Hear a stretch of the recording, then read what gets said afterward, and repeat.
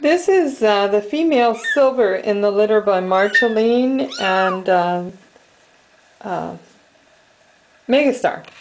And she is very nice, as you can see. Lots and lots of contrast on her. Cute little face.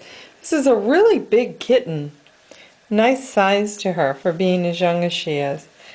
She's coming along nicely, and you can see those rosettes already popping out on there.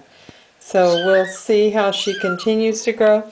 This is the first time I've ever had silvers, so I'm a bit at a loss as to how to judge them right now. And I will be talking to some other breeders who've worked with these colors more to get a better idea. But she has nice contrast. I know these are the things we want. Her type is excellent. Nice thick tail. Nice look to her. Very pretty little spots on there.